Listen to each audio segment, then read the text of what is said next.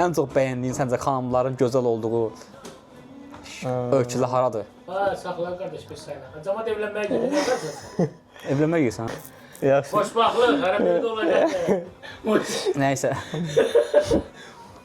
Ödənişsiz şəkildə İngiltərədə təhsil alır. Çıxır ki, sən artıq uşaq yaşlarından ingilis dilinə hakim idin artıq. Azərbaycanlı tələbələrlə xarici tələbələrin fərqi və sənə daha hansı tələbə ilə işləmək rahatdır? Çox maddiyyata girmək istəmir, pullarını gizlətmək istəyir. Demirəm yaxşı o barədə. Salam dəyərli izləyicilər. Bugünkü qonağım Fərid qardaşımızdır. Həqiqətən bu günləri qəti hazırlaşmamışıq. Sıfır hazırlıq. Çünki mənim Fəridlə tanışdığım bu günə qismət oldu.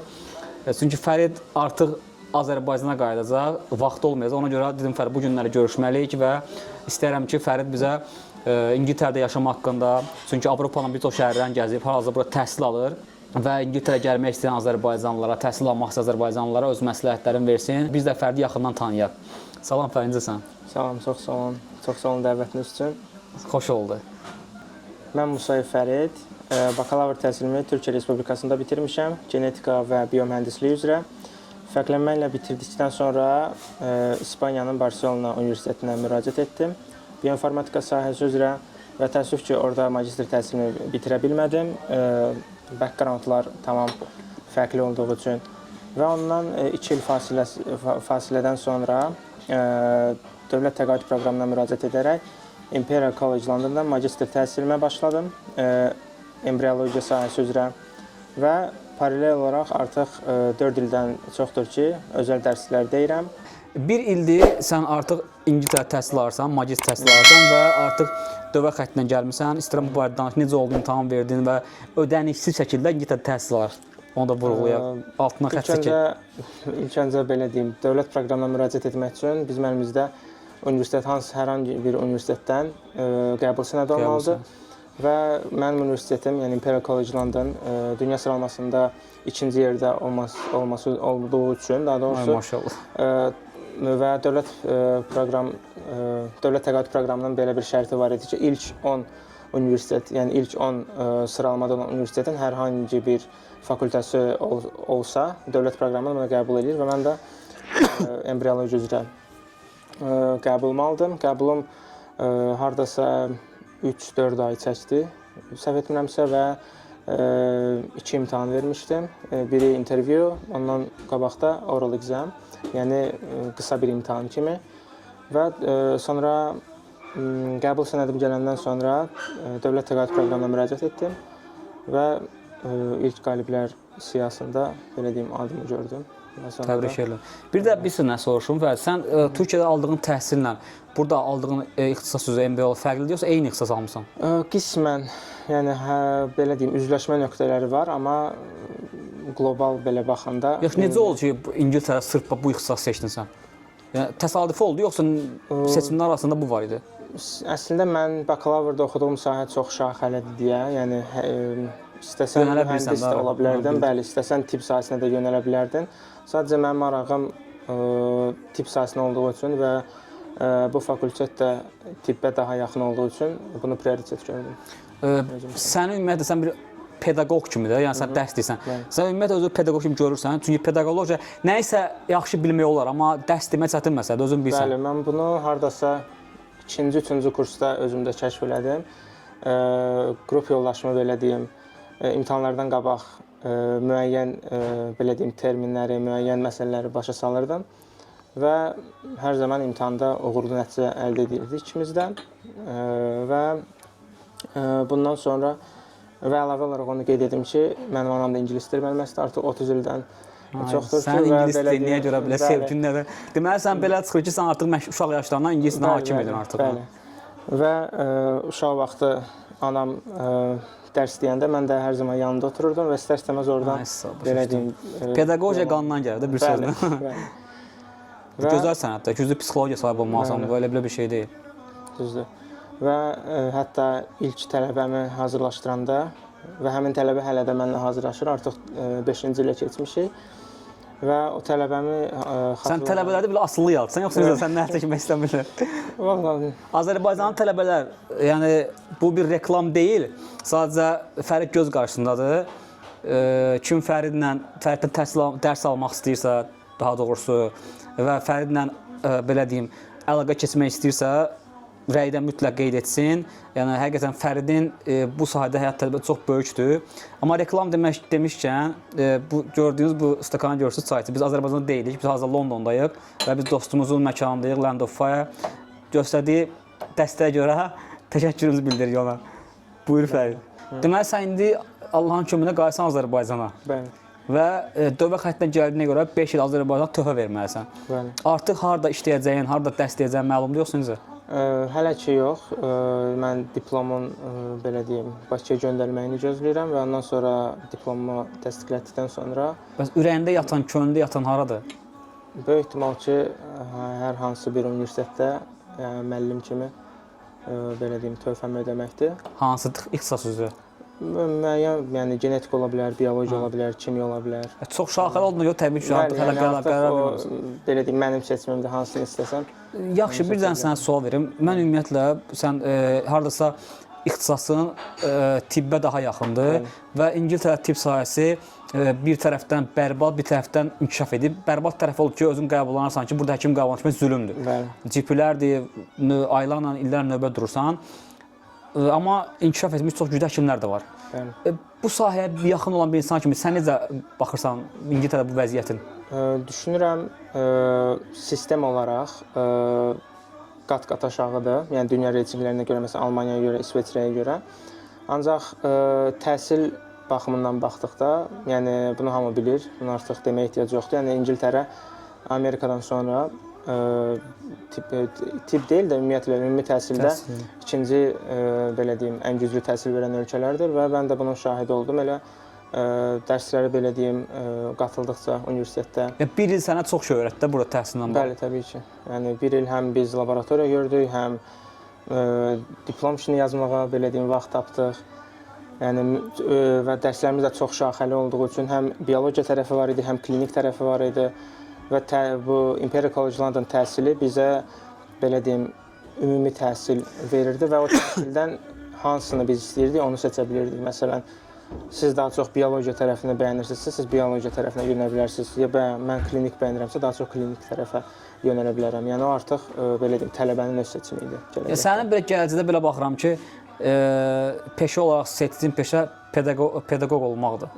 Bəli. Dərs demək. Sənə çox rahat. Çünki çox çətin sənətdir. Bəli. Tələbələrlə işləmək çox çətindir. Özün də tələbə olmusan, görmüsən.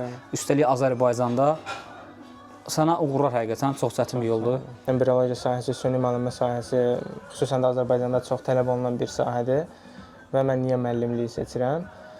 Əsas səbəbi odur ki, bu iş, yəni müəllimlik işi mənə daha çox belə deyim, pozitiv anlar qatır. Tələbələrin imtahanlarından yüksək balla keçməyidir, tələbələrin pozitiv rəyləridir, dərsləri bəyənməsidir və bu mənə çox belə deyim, xoş anlar qatdığı üçün və əlavə olaraq, yəni Azərbaycanda müəllim deyəndə o yaranan o obrazı belə deyim, qırmaq istəyirəm. Dəyişməsin. Bəli, əslində müəllim bir perspektivli sahədir. Çünki hər tələbə ilə işləmək, hər tələbənin ayrı individual baxış açısı olur, türklər demiş və hər tələbəyə yanaşım fərqli bir psixologiya tələb edir. Və ona görə düşünürəm bu sahə mənə daha perspektivlidir. Yox, mən bir izləyici kimi, kənardan bir qulaq asan insan kimi, bir psixologiyaya hakim olan kimi səndə o pedaqoq düşüncəsi və insanlara nəyisə aşılamaq, öyrətmək məsələsi səndə güclü hiss olunur.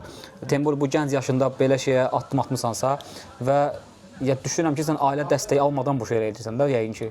Müəyyən məsələdə bəli. Çünki dövlət təqaüdü də bizə belə deyim, müəyyən bir Yəni burada işləyirsən də, onsuz sən onlayn, sənin valideynlərin sənə düşünürəm, çox maddiyyata girmək istəmir, pullarını gizlətmək istəyir. Demirəm, yaxşı o barədə uğurların bol olsun həqiqətən. Maşallah, bayaq saydım mən üçün 40-a yaxın ölkədə olmusan və qarşıda sən haralara getmək istəyirsən, haralara görmək istəyirsən və getdiyim, gördüyün yerlər arasında sənin ən çox belə wow dediyin, kaş ki burada yaşayardım və ya qəti yaşamazdım dediyin bir ölkələr varmı? Çünki mən də gəzmişəm bəzi yerləri, mənim də fikrimdə elə bir şeylər var, burada yaşayıram, burada yaşamaram, amma sən bəlkə də fikirlərimiz varsa oxşar olacaq, onu bilmək istəyirəm. Ola bilər, bəlkə də, belə deyim. İlk öncə, bundan sonra da artıq hardasa bir planında 9 ölkə səyahət etmək var. Bakıya qayıtmamışdan qabaq Ancaq hansı ölkədə yaşayaram sualına sırf Bakı deyə cavab verirəm, yəni Azərbaycan deyə cavab verirəm. Çünki hər cəhətdən, yəni istər təhlükəsizlik cəhətdən olsun, istər şəhər infrastrukturu cəhətdən olsun, Bakı şəhəri daha çox, belə deyim, inkişaf olmuş sayılır. Məsələn, və məndə belə deyim, vətənpərvərlik hissi biraz ekstradan olduğu üçün, bəli, hansısa bir xarici ölkəyə yaşamağa köçəndə Bakıya qayıdacağım günləri arxaya hesab edirəm və mən sənə onu üzrsən, bayaq dediyim kimi, bu yaşla əlaqədar bir şeydir. Sən hal-hazırda o yaşda 22-23 yaşında yaşdır ki, sən daha çox doğmalarının, daha çox dostların yanında əylənməyi xoşlayırsan, səs-küy sənə o qədər də belə deyim, qorxucu gəlmir və yorucu gəlmir, amma müəyyən yaşdan sonra, 30-dan sonra daha sakit, daha stabil həyat arzulayacaqsan. Ondan sonra səninlə görüşərik və ondan sonra harada yaşayacağını mənə deyərsən. Amma belə ümumi gəzdiyim ölkələr arasında götürsək, ən belə yaşanılacaq deyəcəyim İsveçrə ilə İslandiya olar böyük ehtimal. Sırf gözəllik, təbiətin gözəlliyinə görə yoxsa? Həm təbiətlik gözəllikdə, həm yaşam standartlarına. Qiymətlər o çox yüksəkdir. Amma yaşam standartları da yüksəkdir, o da var. Mən ümumiyyətlə olmamışam İslandiyada. Ümumiyyətlə oralar mənim üçün biz nağıllar aləmi kimi gəlir. Həmişə orada kadrları paylaşanda, video çəkəndə baxırsan ki, bu cənnətdir də bura. Amma həmişə deyirlər ki, qiymətlər çox yüksəkdir. Düzdür, təbii ki, maaşlar da stabildir, orada yüksəkdir, amma nə bilim, mənim üçün hələ ki, biraz ora arxa plan görsənir. Ancaq yəni İslandiya, bəli, onu düz qeyd elədiniz, yəni turistik cəhətdən ikinci ən bahalı ölkə sayılır. Singapurdan sonra, amma yaşam standartları da qeyd etmək lazımdır ki, yəni çox daha yüksəkdir digər ölkələrlə müqayisədə. Və İsveçrədə sözsüz, yəni İsveçrəni hamı bilir, təbiətidir, Alp dağlarıdır falan. Yəni orada da yaşam standartları. Sən gəzməyi də çox sevirsən də, belə sıxır, ha? Bəli, yəni belə ilk deyil, amma ilk prioritetlərimdəndir, belə deyim, həyat təbii. İlk şansdır, yaxşı bir sir deyilsə. Elə yəqin tələbələrə dərs demək. Yəni ikisinin paralel. Yəni bir insanın uşaqlar görün gəncin məqsədi arzusunadır. Müəllim olmaq, tələbə yetişdirmək. Yəni bu hər adama qismət olmur. Yəni bu düşüncədə yəni çox nadir halda tələbə gənclər var və mən həqiqətən bu gün Fərid tanıdığıma görə çox şadam. Yaxşı ki bu günləri Fəridi tuta bildim. Çünki Fərid artıq bizim aramızdan sözün yaxşı məhz ayrılır, gedir gəzməyə və oradan Azərbaycana qayıdacaq. İnşallah qismətlə Azərbaycana görüşərik və videonu bəyənin, rəy yazın, suallarınızı ünvanlayın. Bəlkə qismət olar Fəridlə yenə görüşərik. Çünki Fərid bizə lazımlı gəncdir. Fərid bu dəqiqə müəllimdir və Azərbaycana lazımlı gənclər yetişdirir və həmin gənclər ola bilsin ki, Avropada, xaricdə təhsil alsınlar və Azərbaycanı yüksək tutsunlar həmişə. Onlardan bir də Fəriddir. İnşallah videomuzu bəyənməyi unutmayaq və suallarınızı, rəylərinizi mütləq qeyd edin. Fəridə olan suallarınızı ünvanlayın, çatdıraq Fəridə. Fərid də təbii ki, video baxacaq, o fikirlərini sizdən bölüşəcək və yenə deyirəm, Fəridlə kim əlaqə saxlamaq istəyirsə, dərs almaq istəyirsə, yazsın. İnanın ki, peşman olmayacaqsınız. Avropaya gedən qapıların bəziləri Fəriddən keçir. Yəni, Fəridin çox böyük təcrübəsi var. Ona görə hələ mənim üçün də xoşdur. Mən ümumiyyətlə, özü bilirsiniz də, mənim məqsədim nədir? Azərbaycanlı gəncləri, dəyərli gəncləri, Azərbaycana töhfə verən gəncləri sizlərə çatdırmaq, tanıtmaq və özümü də tanımağı xoşdur. Çünki mənim də Fəriddən öyrənəcək çox şey var. Fərid məndən yaşda balaca olsa da, Fəriddən öyrənəcək çox şeylər var. Mənə belə şeydən zövq alıram və həmin zövqü sizlə bölüşürəm. Bu mənə 2 qat zövq verir. Mövzu çox genişdir, yəni sənə çox yormaq istəmirəm. Sadəcə sonda belə bir mövzuya toxunmaq istəyirəm. Azərbaycanlı tələbələrlə xarici tələbələrin fərqi və sənə daha hansı tələbə ilə işləmək rahatdır? Mən bilirəm cavabını, bu sən öyrənmək istəyirəm. Xarici tələbələrlə işləmək daha rahatdır, nə cəhətdən? Və əslində hər ikisinin də belə deyim, dezavantajları var. Xarici tələbələr rahatdır, çünki xarici tələbə belə deyim, tədris ilinin başından müraciət edir ki, bəs oğlum və qızım may ayında imtahan verəcək və bu imtahana hazırlaşmalıdır və bu da proqramı, bu da kitabıdır. Və bizdə indi 6 aylıq, 7 aylıq, 9 aylıq proqramlar üzərindən tədris edirik və xarici tələbələr, belə deyim, vaxtında dərslərə qatırırlar. Lakin Azərbaycan tələbələrdə bunlar biraz, belə deyim, müşahidəsi zəif olur. Dərslərə biraz daha gec qatılırlar və çox vaxtı müraciətlər... Yatıb qalırlar. Bəli, müraciətlər imtahana son 1 ay, 2 ay qalmış müraciətlər həddindən artıq çoxalır. ki, bəs uşağımız bir ay sonra imtahan verməlidir və mən də bir müəllim kimi belə deyim, Götürürsən onu boynuna, yoxsa necə o xeyr, məsuliyyəti? təbii ki, götürmürəm. Sadəcə öncədən yəni valideynə bildirirəm ki, yəni mən qaranti vermirəm bu tələbə keçici. Çünki mən belə deyim, Bir ay bilmirəm, neynəmək olarsan? uşaq nə bilir, nə bilmir. Maksimum nə edə bilərəm mən? Məsələn, normalda keçən illərin imtahanların, yəni imtahanlar üzrə. Bir sözü kəsirəm Fərid, bir şey vurğulayım yadımda işan. Bu dərs dediyin tələbələrə öz xüsusən tətbiq etdiyin bir sistem dərs planı var, yoxsa sənə göstərilən həmin o plan əsasında dərs deyirsən? O tələbədən Hazır şablon. asılıdır çox vaxt, amma yəni internetdə də hər yerdə var. Yəni imtahanın öz şablonu olur. Yəni 2 dənə belə deyim paper üzərindən imtahan verirlər GCSE-də və tələbə və onun belə deyim standart level, bir də higher level olur. Hansı tələbəyə nə lazım olursa və məsələn tələbə indi ona da gələcəm. Tələbə hansını daha çox belə deyim üstün tutursa və prioriteti nədirsə o üzrə hazırlaşdırıram. Və xarici tələbələrin dezavantajı odur ki, biraz vaxt qıtlıqları çox olur. Çünki xarici tələbə bizim tələbələrlə nisbətən çox da aktiv olurlar. Yəni ən azı hər 2 tələbəmdən biri idmanla məşğul olur. Hal-hazırda neçə tələbəm var? Var, yəni. Hə, yaxşı deməyə. Və tələbələr professional idmanla məşğul olurlar, yəni yarışlara çıxırlar, məktəblər üzrə. Yəni Aktiv həyat tərzi sürürlər bir sözlə. Bir sözlə aktiv həyat tərzi sürürlər. Və o pozitiv həyat tərzi insanın təhsilinə də bir növ öz müsbət tərəfi göstərir. Həm müsbət tərəfi, həm də baryer də yaradır. Onu da yəni müəllim kimi görürəm, bəli, vaxt cəhətdən. Çünki bəzi tələbəyə məsələn normalda həftədə atıram 3 dəfə dərs keçiriksə, random birində deyir məsələn bu gün yarışım çıxdı, alınmır, keçirdə və belə. Və artıq mən o tələbədə mental belə deyim ağırlığı hiss eləyirəm. Tələbə bilir, yəni tələbənin məsələn götürümü var. Sadəcə bu fiziki yorğunluq, bu mental yorğunluq o belə deyim produktivitetini aşağı salır. Sən ümumiyyətlə ingilis dilindən təbii ki imtahan vermisən də, müəyyən səviyyə cəhətdən. Hal-hazırda sən ingilis dili bilin, səni yəni qane edir demək absurd olsun dərs deyirsən. Yəni daha mükəmməlləşdirə bilərsən, yoxsa sən nə qədər deyirəm o, çünki İngiltərəyə gələndə çox insanı tanıram ki, ingilis dilini bilib gəlirlər bura.